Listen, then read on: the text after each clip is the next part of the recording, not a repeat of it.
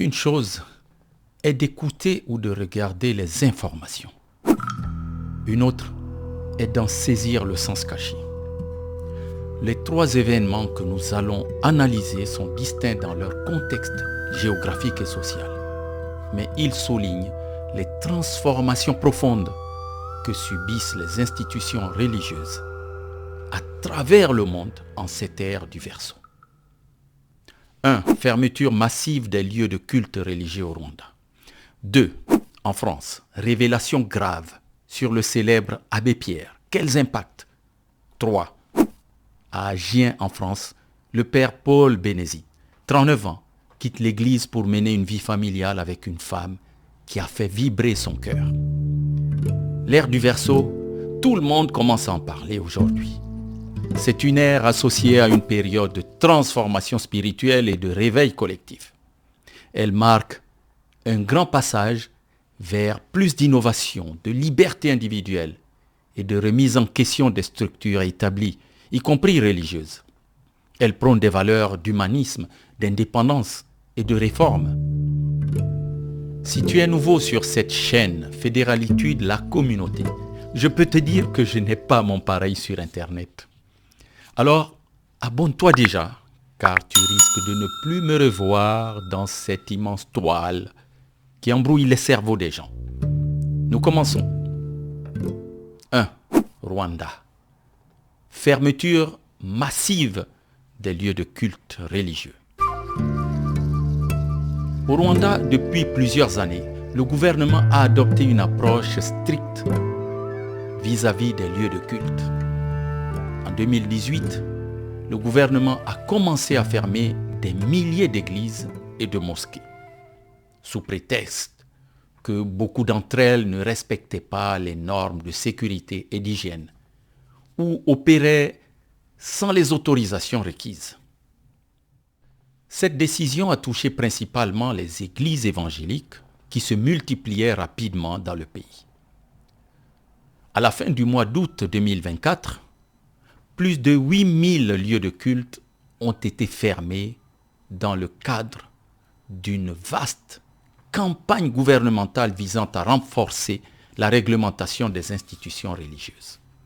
Cette décision fait suite à une première série de fermetures en 2018 et les autorités invoquent des raisons de non-conformité avec les normes de sécurité, d'hygiène et de construction. En outre, 43 groupes religieux ont été interdits d'activité. Le gouvernement rwandais, sous la direction du président Paul Kagame, souhaite garantir que les lieux de culte respectent des standards de qualité tout en luttant contre les dérives au sein de certaines communautés religieuses. Il justifie ces fermetures par une volonté de contrôler les institutions religieuses et affirme que ces actions visent à protéger et à assurer la sécurité des citoyens contre des abus financiers perpétrés par certains leaders religieux. Par exemple, des pasteurs ont été accusés d'exploiter leurs fidèles en leur demandant de l'argent en échange de prières ou de miracles. Mais cette politique est également perçue par certains comme une tentative de limiter l'influence religieuse, notamment des églises évangéliques qui ont un fort pouvoir de mobilisation. Il faut en effet comprendre que le Rwanda cherche à se moderniser et à se reconstruire après le génocide de 1994. Dans un contexte où les institutions religieuses peuvent jouer un rôle clé dans l'orientation politique et sociale, la centralisation du pouvoir pourrait refléter une volonté de maintenir la stabilité. Certaines églises ont également été impliquées dans la diffusion de fausses informations, notamment en lien avec des théories du complot ou des divisions sociales. Vu sous cet angle, la fermeture des lieux de culte serait le reflet d'un État fort qui souhaite réguler l'influence religieuse et veiller à une certaine homogénéité dans la société. Bien que certains critiques dénoncent une atteinte à la liberté religieuse, d'autres, y compris des représentants d'organisations religieuses comme l'archevêque Laurent Mbanda, soutiennent ces mesures, soulignant la nécessité pour les leaders religieux d'être correctement formés et de respecter les lois du pays, Cela soulève des questions sur la liberté religieuse dans une démocratie moderne en pleine reconstruction. Quelle interprétation peut-on faire de ces événements à l'ère du Verseau? Le gouvernement rwandais réprime des églises et des groupes religieux qui ne respectent pas les normes de sécurité et les lois. Voilà l'actualité. L'ère du Verseau symbolise justement la fin de l'emprise des structures rigides et hiérarchiques. Ainsi, cette actualité réelle reflète une remise en question des systèmes religieux qui exploitent leurs fidèles financièrement ou moralement. Et cette action gouvernementale pourrait s'inscrire dans une dynamique de rééquilibrage entre foi et rationalité. Mais, chers amis spirituels, gardons les yeux bien ouverts. La loi du karma dit que qui tue par l'épée périt par l'épée. Et notre aveuglement nous fait voir la petite paille dans l'œil de l'autre, mais nous fait oublier la grosse poutre dans notre propre œil. Aujourd'hui, le système religieux qui s'horizontalise sous la pression d'un gouvernement vertical, c'est ce qu'on voit. Demain, c'est le système politique qui va lui-même s'horizontaliser pour épouser les lois de l'ère du Verseau. Le gouvernement rwandais, comme la plupart des gouvernements de ce monde, vont tendre vers une forme plus horizontale que j'ai appelée la gouvernance bienveillante à travers le courant de pensée de la fédéralitude. Passons au deuxième sujet.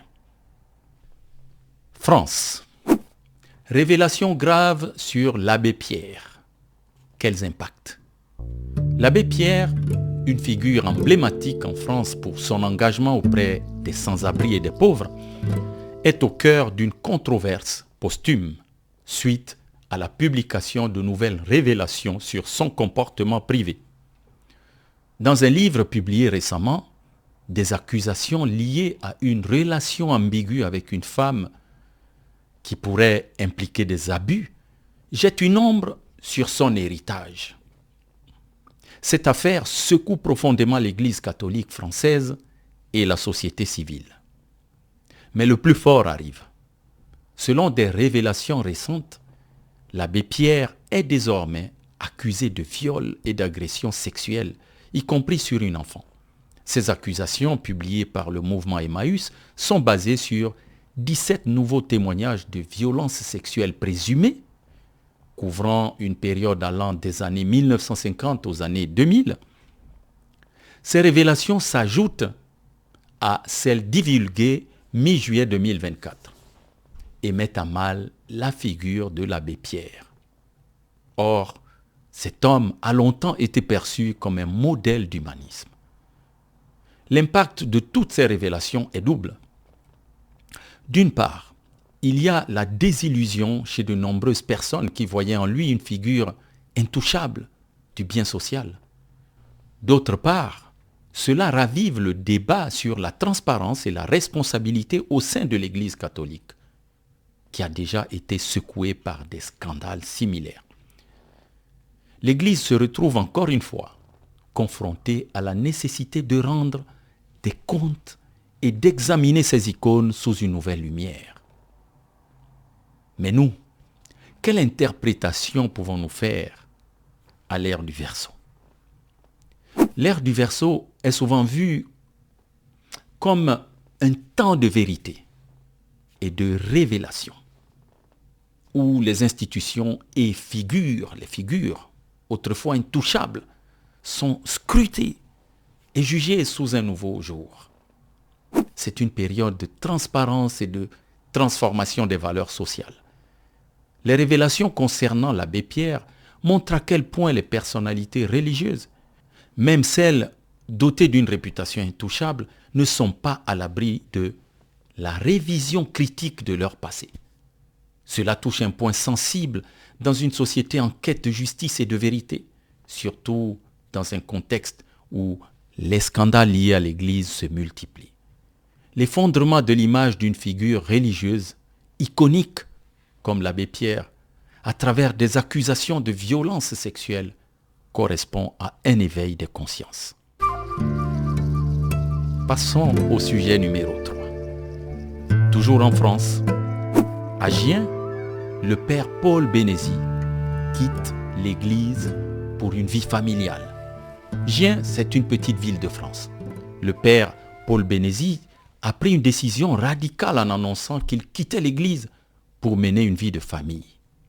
Jusque-là presque inconnu du public français, le père Paul Bénézy, prêtre catholique français, a récemment fait la une des médias pour avoir pris la décision de quitter l'église afin de mener une vie familiale.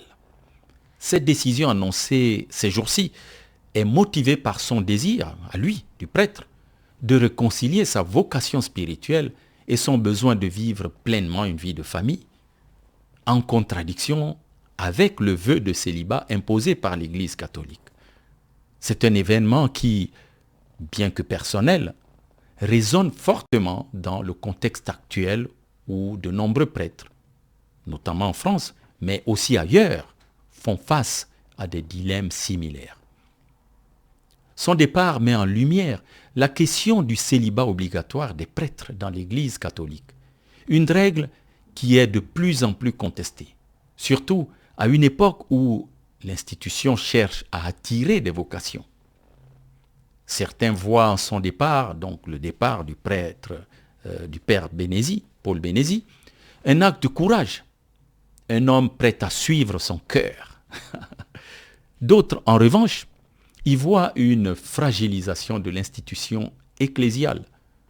Ce cas illustre bien les tensions entre tradition et modernité au sein de l'Église catholique, où les choix individuels des prêtres peuvent avoir un écho bien plus grand que leur sphère personnelle. Ce qu'il faut aussi savoir, c'est que le cas du père Paul Bénézy n'est pas un cas isolé. Plusieurs prêtres remettent en question cette règle du célibat. Cela souligne une tension entre la tradition ecclésiale et les réalités modernes. Ils mettent en exergue son départ, les tensions internes de l'Église catholique face aux évolutions sociales. Le départ de ce prêtre pour mener une vie familiale, une vie de famille, symbolise une remise en question des normes traditionnelles. Il ouvre la discussion sur l'avenir du célibat ecclésiastique et sur l'adaptation de l'Église aux réalités contemporaines. Encore une fois, c'est le but de cet enseignement, de cette intervention que je suis en train de faire, c'est quelle interprétation pouvons-nous faire de cet événement à l'ère du Verseau. La décision du père Paul Bénézy de quitter le sacerdoce pour mener une vie familiale montre une rupture avec la tradition séculaire du célibat imposé aux prêtres. Cette décision peut être perçue comme un écho à l'ère du Verseau, qui valorise l'individualité, l'autodétermination et le rejet des structures rigides. Les choix personnels prennent le dessus sur les conventions sociales et religieuses, symbolisant la recherche d'une harmonie entre la vie spirituelle et matérielle. Tous ces scandales qui arrivent maintenant peuvent étonner les profanes, mais les spirituels, des siècles, voire des millénaires en arrière, savaient déjà que ces pratiques motivées par le pouvoir et le besoin de conserver les richesses au sein de l'Église devaient se terminer telles qu'elles sont en train de se terminer. En effet, l'un des apôtres de Jésus, le grand maître de l'ère du poisson, avait alerté sur le célibat des messagers de l'Église en leur prêchant ceci. « Je voudrais que tous les hommes fussent comme moi, mais chacun tient de Dieu un don particulier, l'un d'une manière, l'autre de l'autre.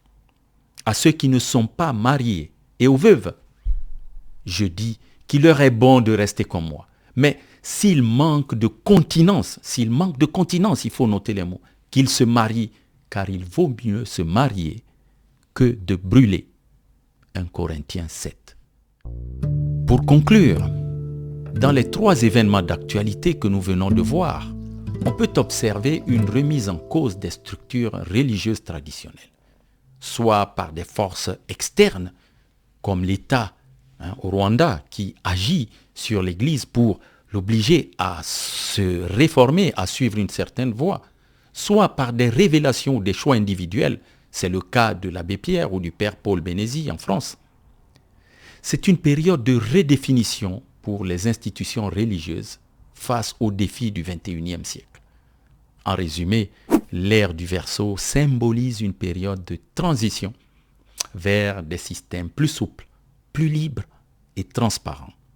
Ces trois événements, qu'il s'agisse de fermeture de lieux de culte au Rwanda, de la remise en cause d'une figure religieuse emblématique, l'abbé Pierre, ou du choix personnel du père Paul Bénézy, ces trois cas illustrent des dynamiques de changement où des structures religieuses établies sont contestées, alignées avec les aspirations de cette nouvelle ère spirituelle et sociale que nous appelons l'ère du Verseau. Si ce type d'analyse te plaît, mets-moi un pouce et écris-le-moi dans les commentaires. Rejoins la communauté sur notre forum Telegram pour en parler, bien sûr, mais aussi pour suggérer de nouvelles thématiques que tu voudrais que je traite pour toi. Je t'envoie plein de lumière et que celui qui renouvelle les mondes à chaque instant soit toujours la source inépuisable de ton inspiration. Tu es très spécial, tu es unique, je t'aime. C'était ton ami José Bert sur Fédéralitude, la communauté. À la prochaine pour d'autres analyses et n'oublie pas de t'abonner.